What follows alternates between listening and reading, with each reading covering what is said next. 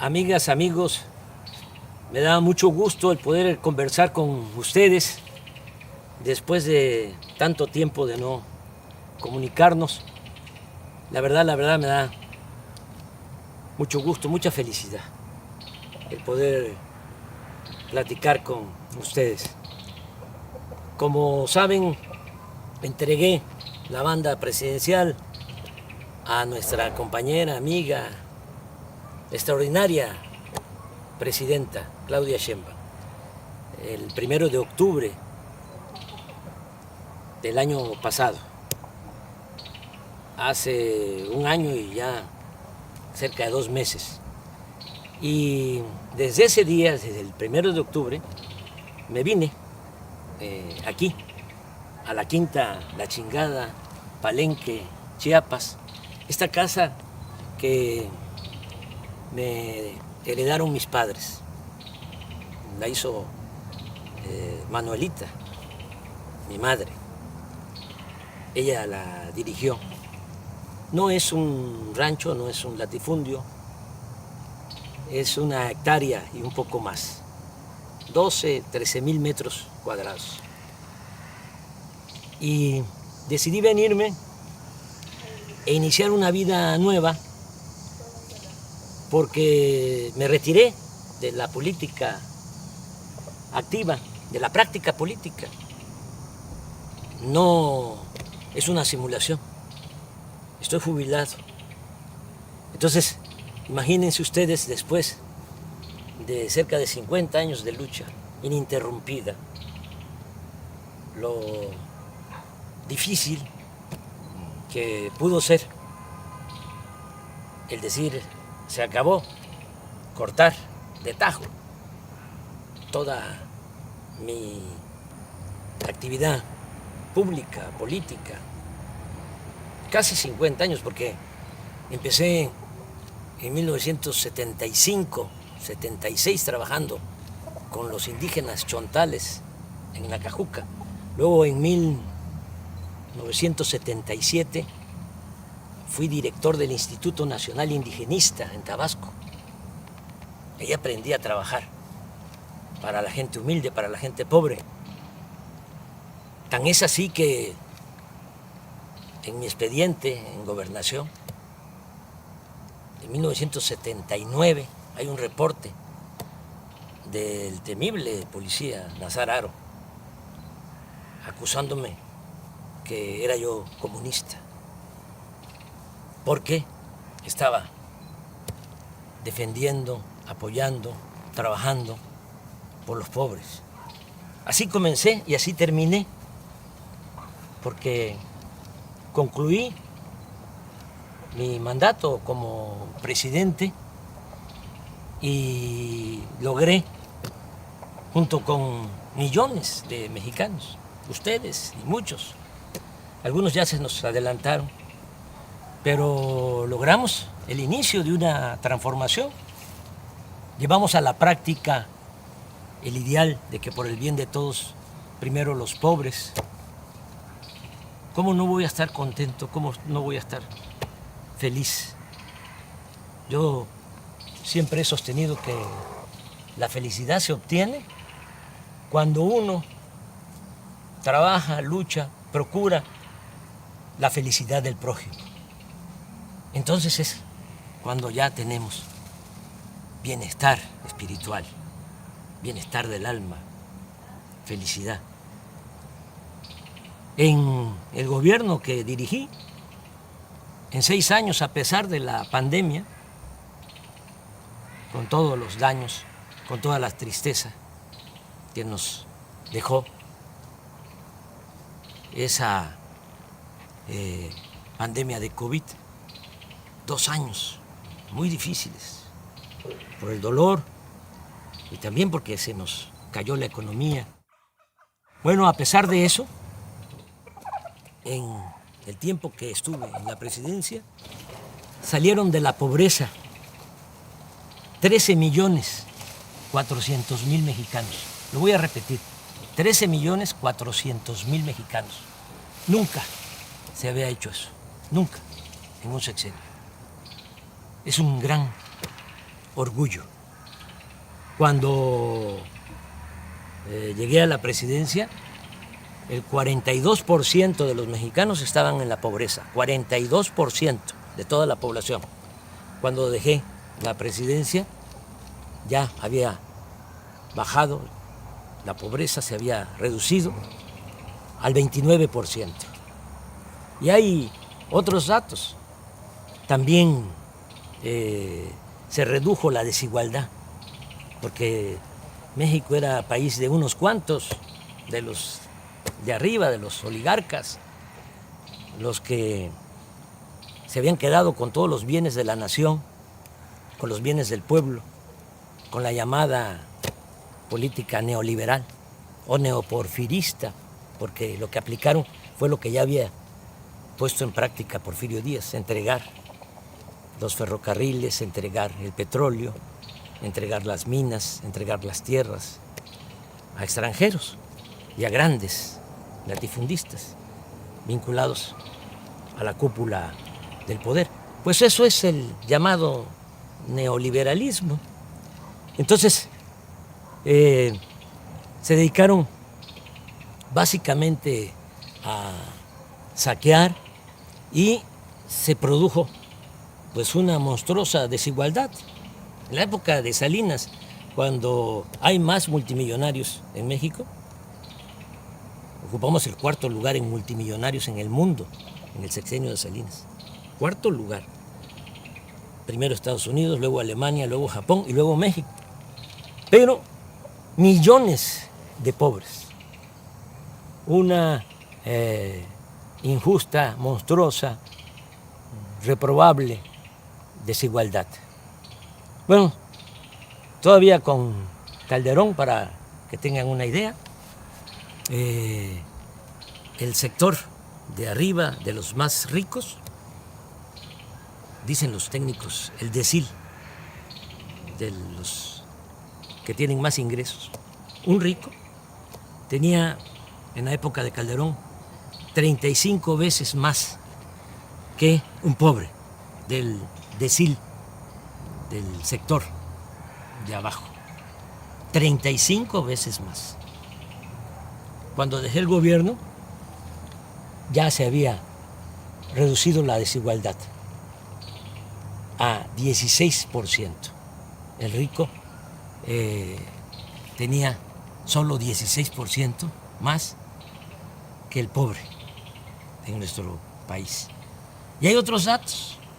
En el tiempo que fui presidente, los ricos, que no les fue mal, obtuvieron ingresos a pesar de la pandemia, obtuvieron ingresos del 4%, es decir, incrementaron sus ingresos en 4%, los ricos. Las clases medias en 20%, pero los pobres 35% incrementaron sus ingresos. Le estoy hablando de cifras de datos oficiales que ustedes pueden constatar. Son datos, son cifras del INEGI y del Banco Mundial. Bueno, por eso estoy pues muy feliz. Imagínense cerrar un ciclo así, logrando ese ideal que se convirtió en realidad. Por eso decidí ya retirarme, no sentirme insustituible, porque ese es el otro problema, actuar como cacique, caudillo, jefe máximo, poder tras el trono. No.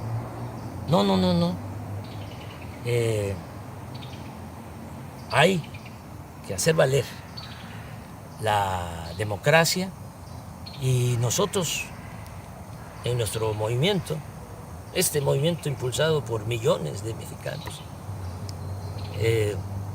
pues tuvimos la enorme dicha de que quien me sustituye en la presidencia es una mujer excepcional. y continúa la transformación. Bueno, les decía yo que no era fácil, ¿no? Es decir, hasta aquí y me voy a dedicar a otra cosa. Pensé a qué dedicarme y decidí dedicarme a hacer teoría, a escribir. Siempre he sostenido que la política es pensamiento y es acción. Yo sí, desde luego, que pensaba y tengo ideales, tengo principios, que eso es lo que me mueve, pero fundamentalmente fui un hombre de acción en mi quehacer público, político. Y ahora estoy escribiendo, estoy haciendo teoría. Es teoría y práctica la política. Pues ahora no estoy en la praxis, no estoy en la práctica, estoy en la teoría. ¿Haciendo qué? Bueno, pues fundamentando lo que hicimos. ¿Cómo le llamamos a lo que se está aplicando en México? Ya sabemos que existe el neoliberalismo, decían que no había de otra, claro que sí hay de otra. El neoliberalismo es el robo descarado, es el gobierno de una minoría, es el gobierno al servicio de un comité de potentados. Eso era el gobierno antes del inicio de la cuarta transformación en nuestro país. El pueblo no les importaba. Pero, ¿qué fue lo que nosotros hicimos y cómo lo vamos a conocer? ¿Cómo se va a llamar? ¿Cómo se bautiza? Entonces yo he propuesto que sea humanismo mexicano. Y el humanismo mexicano tiene dos pilares. Uno es el cultural, la grandeza cultural de México. Como decía el maestro Bonfil Batallas, el México profundo, las civilizaciones olvidadas, negadas. Y eso es lo que nos da nuestra fortaleza, eso es lo que nos da nuestra identidad, nuestra democracia, nuestra idiosincrasia, el México profundo. De ahí venimos y quise trabajar sobre la historia cultural de México, porque la historia que nos han contado desde hace siglos es una historia falsa, simulada. Y el otro pilar del humanismo mexicano, pues es la fecunda historia política. Ese es el siguiente trabajo. Ya les presento el primero, el que tiene que ver con la grandeza cultural de México. Así se llama, grandeza. El que viene para el año próximo se va a llamar gloria, porque es grandeza y gloria. Repito, la grandeza es la historia de nuestras culturas, de nuestras civilizaciones, para desmontar, para echar abajo la historia que crearon, que inventaron los conquistadores, los invasores, y se ha mantenido durante las épocas del dominio de las oligarquías. Pero aquí se cuenta otra historia. Y este libro de la editorial Planeta, pues ya va a estar en librería. Es el trabajo, es una investigación de más de un año y un mes, trabajando, porque les hablaba yo de mi nueva rutina. ¿Qué hago aquí?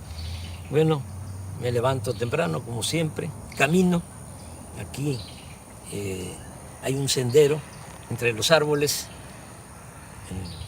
son 450 metros, doy 10, 12 vueltas, 5 kilómetros, muy temprano, me baño, luego desayuno,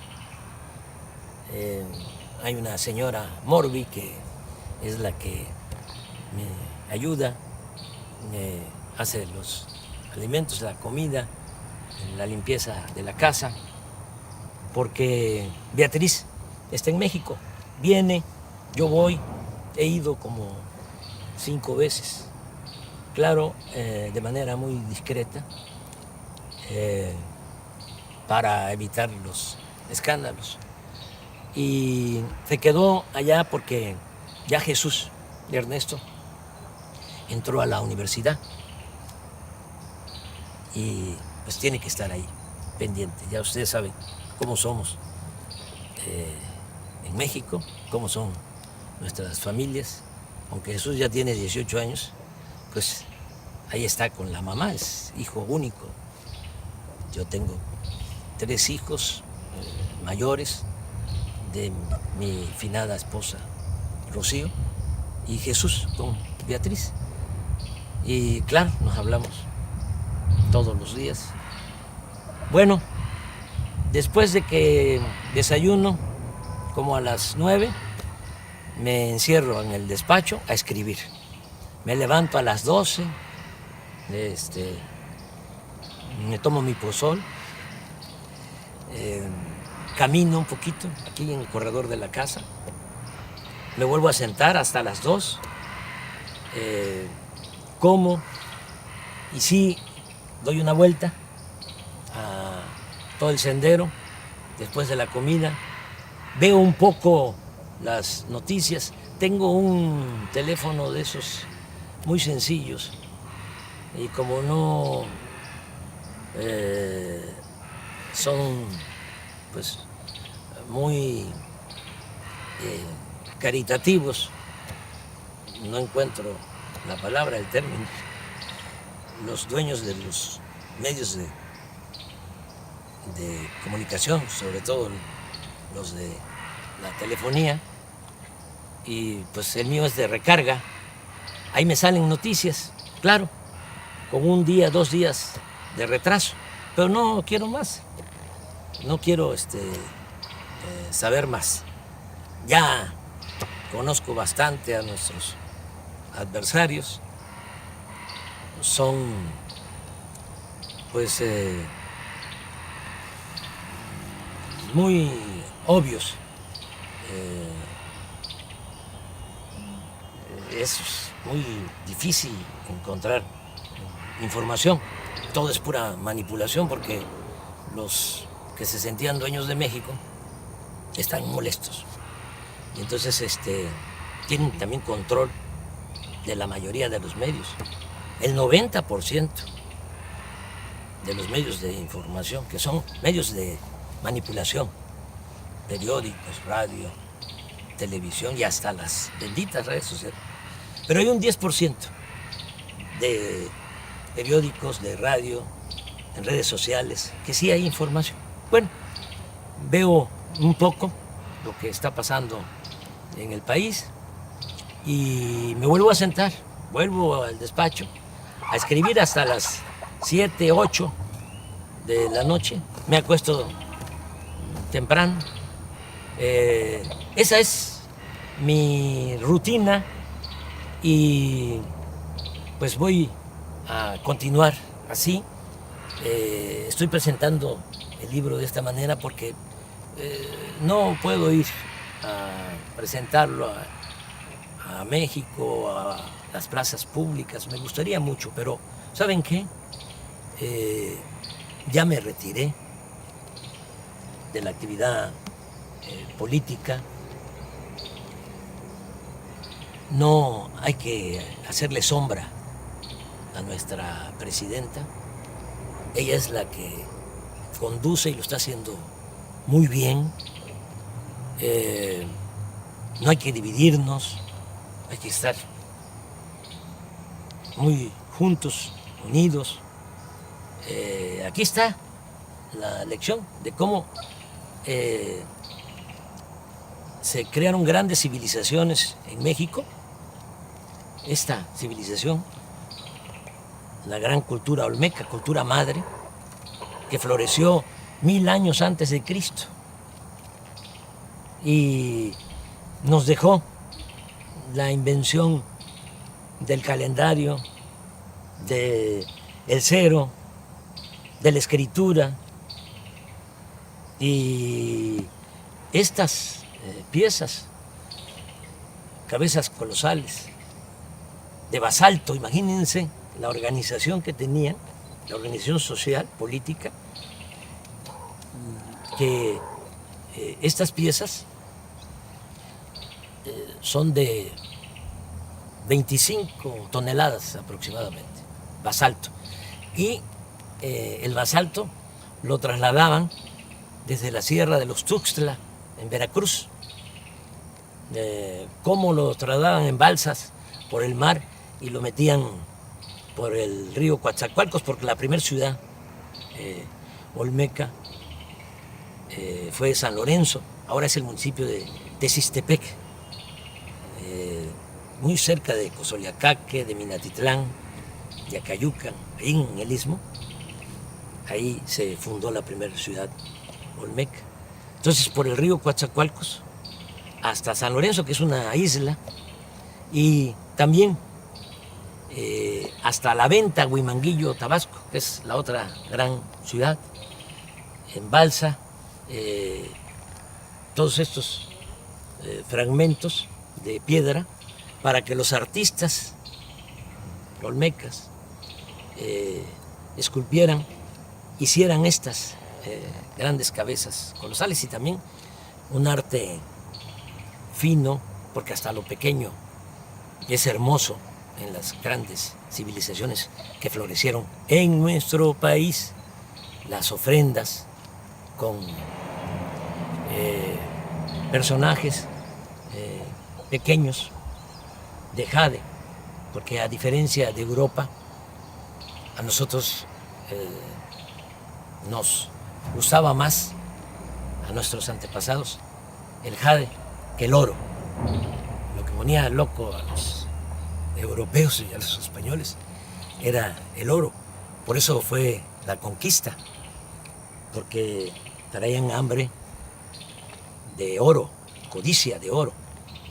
Cortés una vez señaló, porque le preguntaron cuando Moctezuma les entrega a él y a sus huestes oro. Entonces los soldados conquistadores empezaron a gritar y a brincar, dice la crónica, como monos.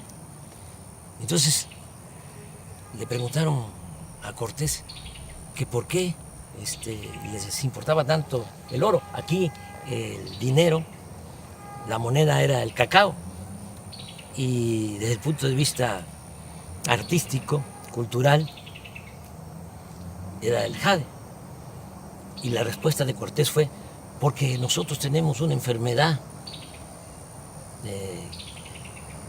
del corazón que solamente se cura con el oro. Entonces, era otra cosa. En el México prehispánico no había esa codicia, no había esclavitud, la tierra era comunal y había mucha, pero mucha fraternidad, lo que se conoce como solidaridad. En la familia, familias integradas, solidarias, fraternas, hasta la fecha, pues es todo lo que heredamos. Esto es lo que hicieron los olmecas, pero aquí viene también lo que hicieron los mayas, que mejoraron lo que habían iniciado los olmecas en la ciencia, en el arte, en la cultura. Van ustedes a Palenque y van a encontrar el Templo de las Inscripciones, que se hizo para sepultar a Pacal, el principal de Palenque. Como ya se pueden descifrar los jeroglíficos, ya se sabe que ese personaje se llamaba Pacal, pero imagínense, hacerle un gran monumento, una pirámide. Primero la tumba, con una lápida bellísima, y después de la tumba, el templo de las inscripciones, monumental. Vean eso y vean también en Palenque cómo desviaron un arroyo para meter agua, un acueducto embovedado por en medio de la ciudad.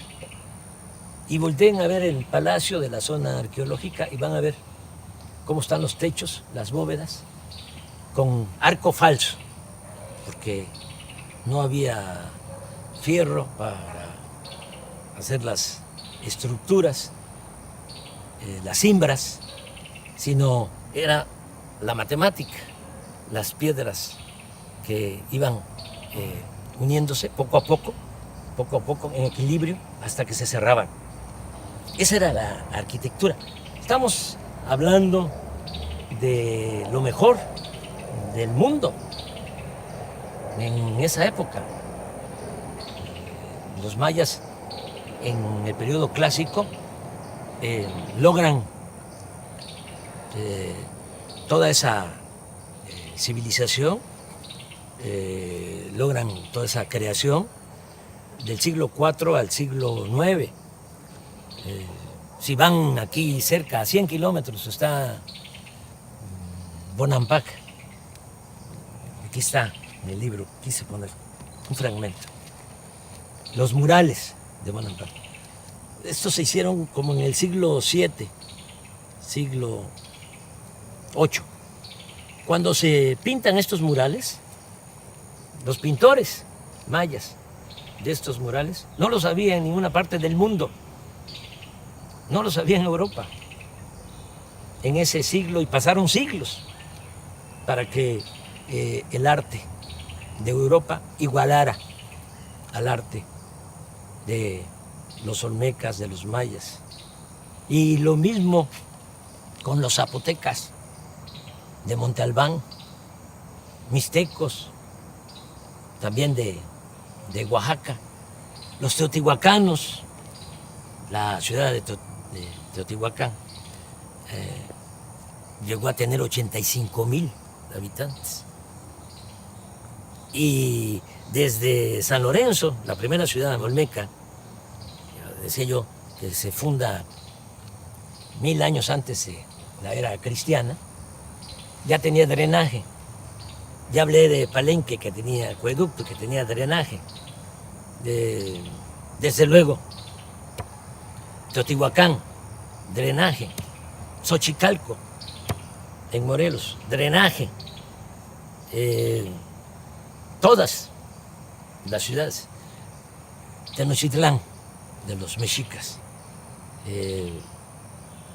hasta los que la destruyeron, los conquistadores, quedaban admirados de la grandeza de Tenochtitlán. Estaban destruyendo, decían ellos, la más bella ciudad del mundo. Bueno, pero ¿qué pasó? ¿Qué pasó? ¿Por qué eso no se sabe? Porque tuvo una campaña, a partir de que llegaron los conquistadores, como todos los invasores, tenían que justificar sus atrocidades, tenían que justificar por qué venían a saquear. Y entonces echaron a andar una campaña, una propaganda negra, hablando de que los indígenas debían ser esclavos, porque Aristóteles, 18 siglos antes, había propuesto la teoría de que hay quienes nacemos para ser esclavos y hay quienes nacemos para ser libres o amos.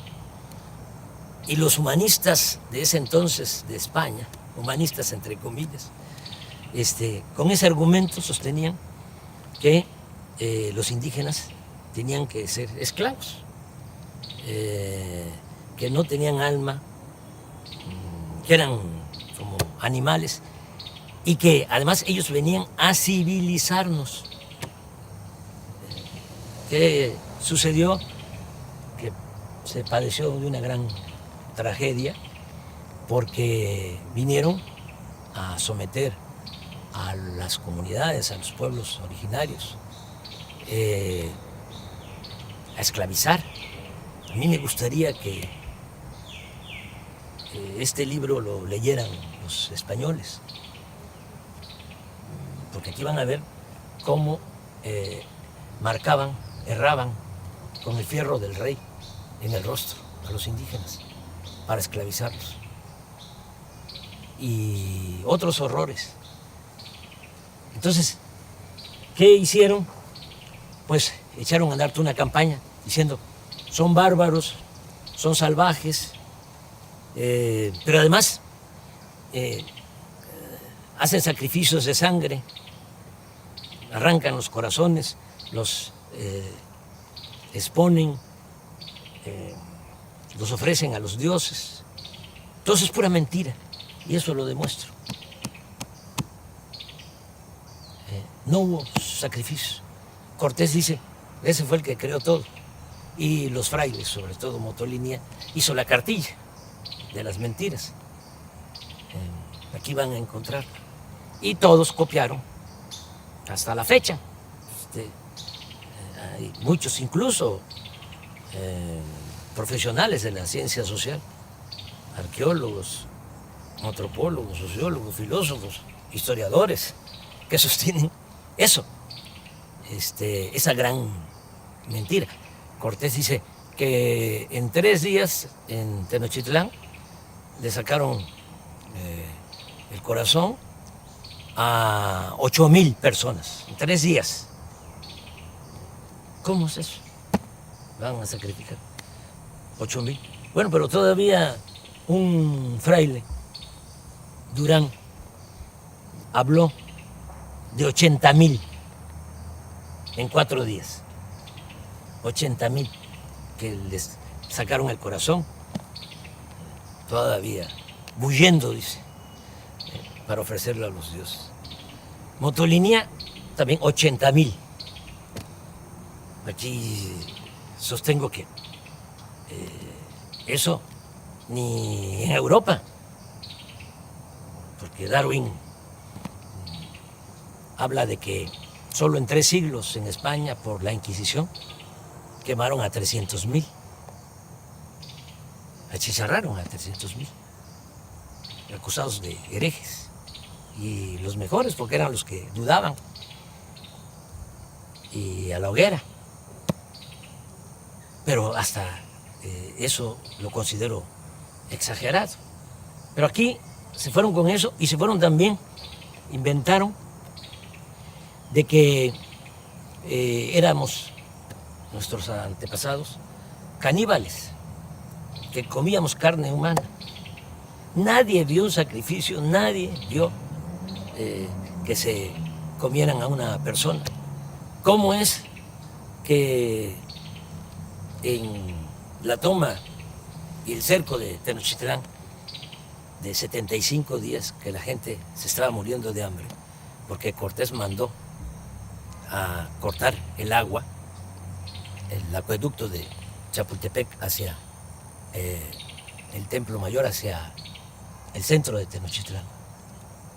Lo mandó a destruir y además con los indígenas aliados que querían quitarse el yugo de los mexicas, pero inocentemente se pusieron un yugo más grueso, un yugo mayor.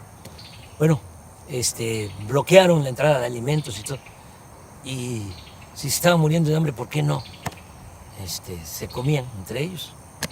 Nada, pura mentira. Y esto es lo que trata el libro. Pero lo más interesante es que en otras partes, lamentablemente en el Caribe, por ejemplo, exterminaron con los indígenas, acabaron con los indígenas. En Estados Unidos lo mismo, es hasta horroroso, ¿no? Repetir lo que decía un general, o le atribuyen a un general, Sheridan, que decía, todavía en el siglo XIX, aquí estamos hablando del 16, del 17, del 18, hasta principios del 19, todo lo que fue la colonia, 3 siglos. Pero allá en Estados Unidos, en el 19, hace menos tiempo, le atribuyen a Sheridan el que dijo que el mejor indio era el indio muerto. Hubo exterminio. Entonces, aquí, ¿cómo se salvaron los indígenas? Claro, cuando llegaron los españoles, hay quienes calculan que lo que es México ahora estaba habitado por 15, 25 millones de personas. 15 o 25 millones de personas. Terminando el siglo XVI, 75 años después de la toma de Tenochtitlán, la población de México era ya de 2 millones, porque nos trajeron también la viruela y se diezmó la población. Se redujo la población a un 10%.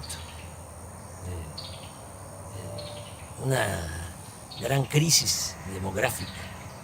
Y encima de eso, la explotación, la esclavitud. Entonces, ¿por qué se salvan los indígenas mexicanos? Porque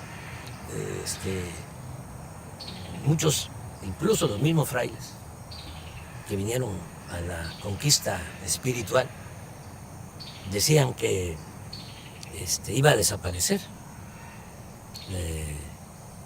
la cultura o las culturas indígenas, que iban a desaparecer. Nadie creía que iban a sobrevivir los indígenas. Bueno, pues resistieron. ¿Cómo resistieron? Porque por el amor a la libertad,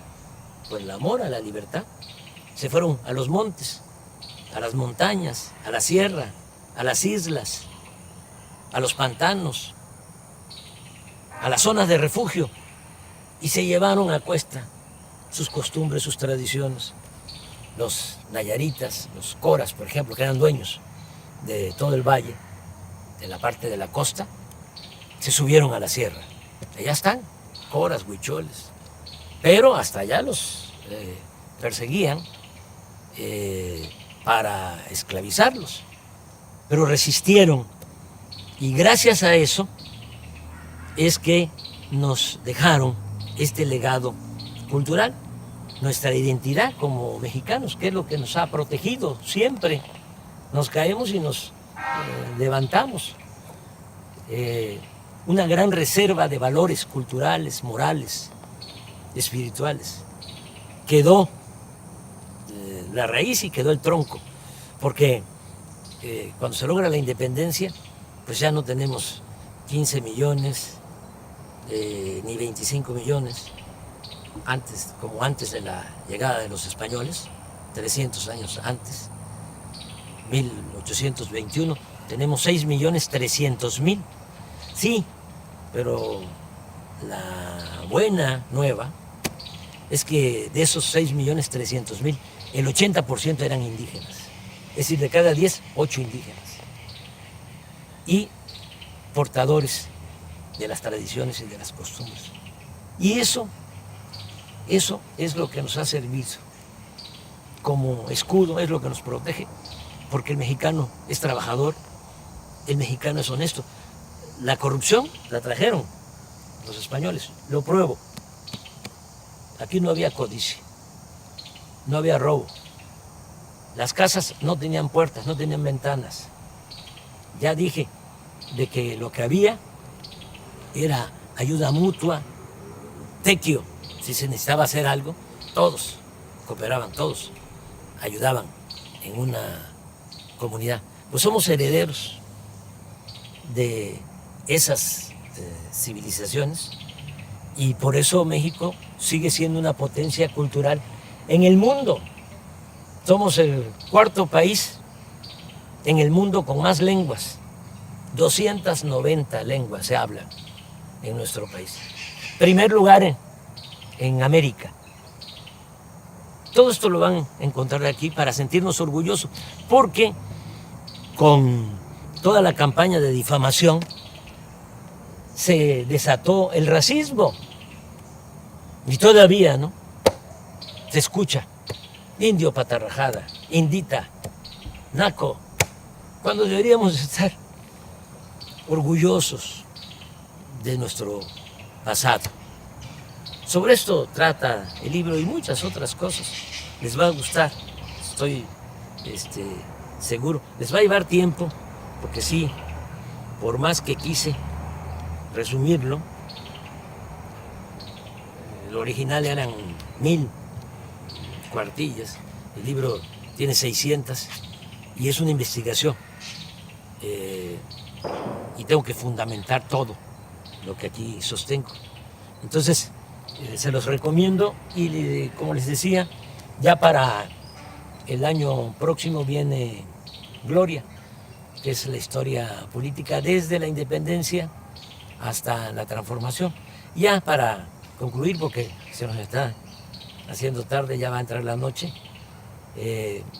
comentarles que hay que estar apoyando mucho a la presidenta.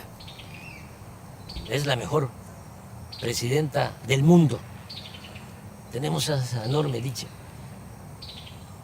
Vean cómo son los presidentes, los jefes de Estado en otros países y comparen. Además, fiel al pueblo, fiel a los principios de la transformación,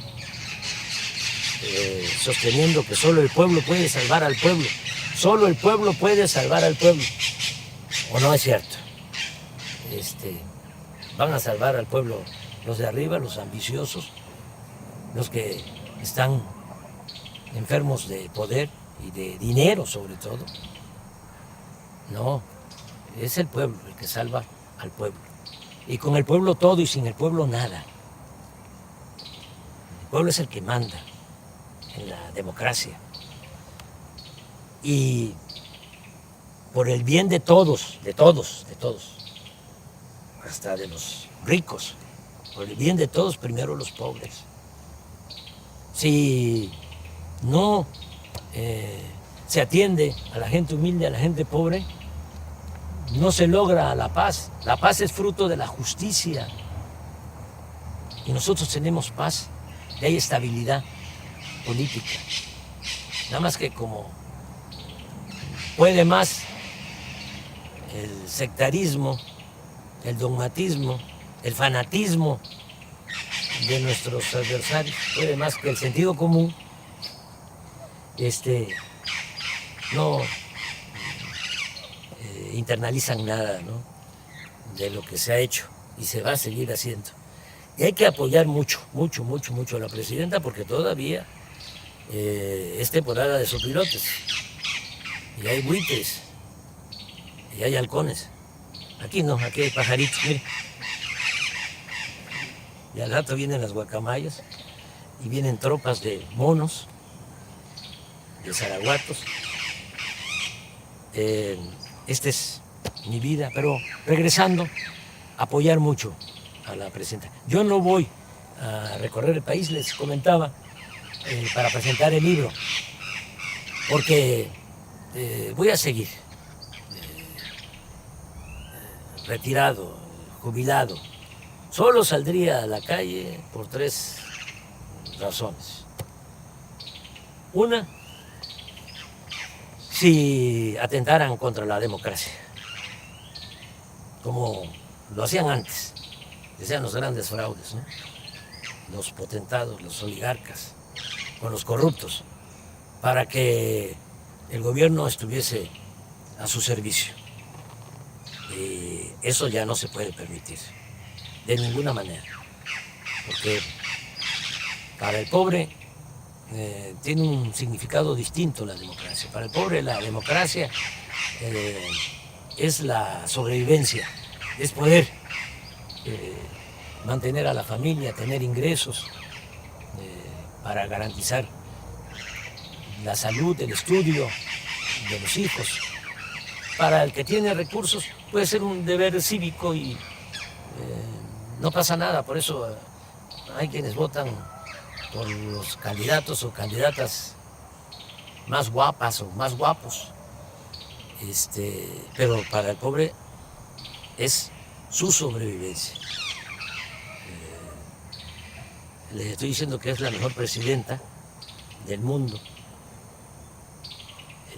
Claudia Sheinbaum, y un conservador, seguramente ahorita sí ve esto que estoy diciendo, escucha esto que estoy expresando, diría no. El mejor presidente del mundo es el de la mano dura, una mezcla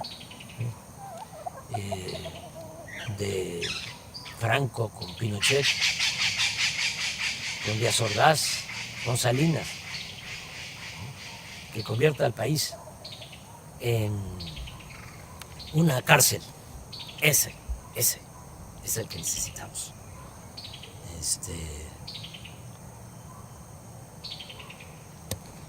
Una gente que no le tiemble la mano dura, dictadura.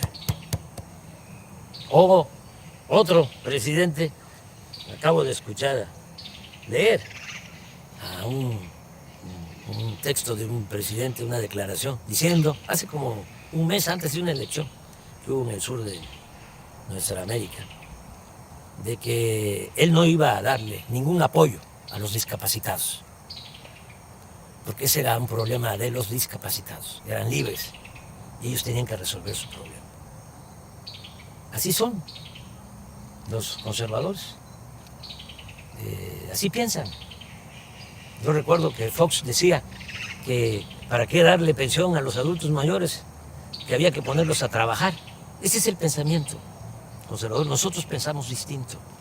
Nosotros pensamos que el Estado tiene una responsabilidad social.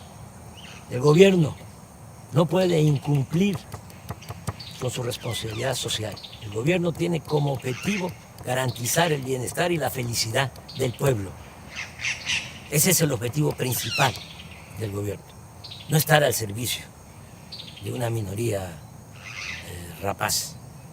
Entonces hay que apoyar mucho a la presidenta, nuestra presidenta. Les decía, yo saldría para defender la democracia, saldría también para defenderla a ella. Si hay intentos de golpe de Estado, si la acosan, salgo. Entonces sí, pero eso no creo que pase. De todas maneras, no está mal que sepan en qué circunstancias sí podría yo salir, sí saldría yo a la calle. Y la tercera razón por la que saldría a la calle sería defender la soberanía de México, porque nuestro país es libre y es independiente, es soberano. Nosotros no somos colonias de ningún país extranjero. Nos ha costado mucho ser un país independiente, soberano. Y si se violara la soberanía, entonces sí saldría a la calle. Ya nos está llegando la noche. Ya nada más despedirme y decirles que les quiero mucho, sinceramente. Mucho, mucho, mucho. Que amor con amor se paga. Como decía el inolvidable Juan Gabriel. Es amor eterno. Un abrazo de todo corazón.